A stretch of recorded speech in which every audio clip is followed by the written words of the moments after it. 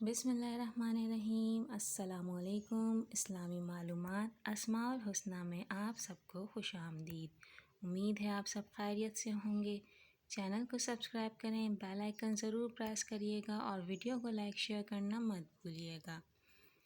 آج ہم اللہ پاک کے 3 اسماء الحسنہ کی فضیلت بیان کریں گے، یا فتاح، یا علیم، یا قابض۔ سب سے پہلے یا فتاح کی فضیلت بیان کرتے ہیں۔ جو کوئی اپنا ہاتھ سینے پر رکھ کر نماز فجر کے بعد 71 بار یہ اسم پڑھے گا، اس کا دل پاک اور منور ہو جائے گا اور حق کے راستے کا حجاب اس سے ہٹا لیا جائے گا اور اسے انشاءاللہ تمام امور میں آسانی اور رزق میں برکت عطا کی جائے گی۔ اگر کن ذہن چینی کی رکابی پر اس کو لکھ کر زبان سے چاٹے تو ذہین ہو جائے گا۔ جو اسے 7 بار پڑھے گا دل کی تاریکی جاتی رہے گی۔ جو اس کا بکثرت ورد رکھے اس کے دل کی کدورت دور ہو جائے گی اور فتوحات کے دروازے اس پر کھل جائیں گے۔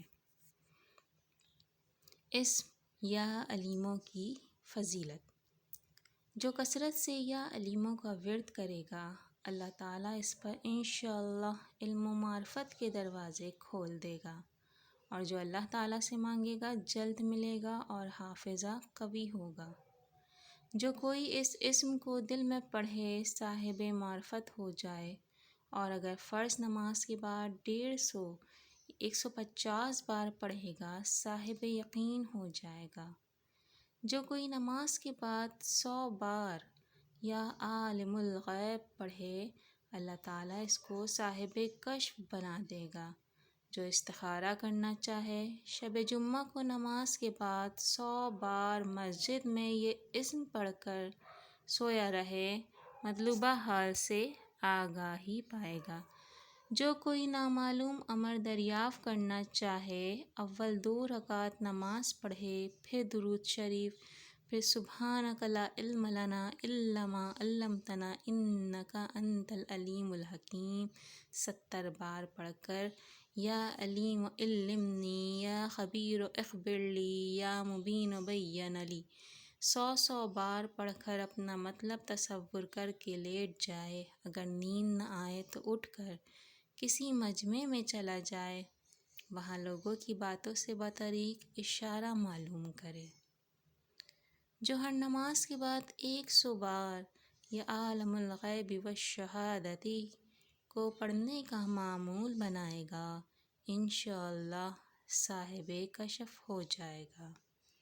اگر کوئی شخص یا علام الغیوب کو اس قدر پڑھے کہ اس پر حال طاری ہو جائے تو اس کی روح کو عالم بالائی پر ترقی نصیب ہوگی۔ سبحان اللہ۔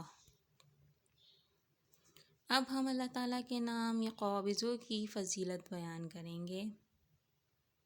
جو اس اسم کو ہر روز 30 بار پڑھے انشاءاللہ دشمن پر فتح ہوگی۔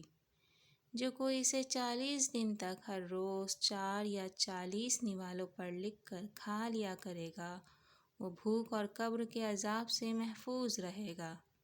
اسی طرح زخم اور درد وغیرہ کی تکلیف سے بھی محفوظ رہے گا انشاءاللہ۔ جو کوئی اس اسم کو آدھی رات کے وقت پڑھا کرے دشمن اس کا مقہور ہوگا۔ بعض علماء کہتے ہیں کہ القابضوں کو الباسطوں کے ساتھ، المذلوں کو المعزوں کے ساتھ، المعیتوں کو المحیی کے ساتھ، الممجدوں کو المقدموں کے ساتھ، المانعوں کو المعطی کے ساتھ، اور الضار کو النافع کے ساتھ ملا کر ذکر کرنا زیادہ مناسب ہے، اور ان میں ہر پہلے اسم مثلاً المذلوں کو دوسرے اسم مثلاً المعزوں کے ساتھ ملائے بغیر پڑھنا مناسب نہیں۔ واللہ اعلم بالصواب۔ اس کے ساتھ ہی آپ سب سے اجازت چاہتے ہیں۔ اپنا بہت خیال رکھیے گا۔ انشاءاللہ اگلی نئی ویڈیو میں پھر آپ کے ساتھ حاضر ہوتے ہیں۔ اللہ حافظ۔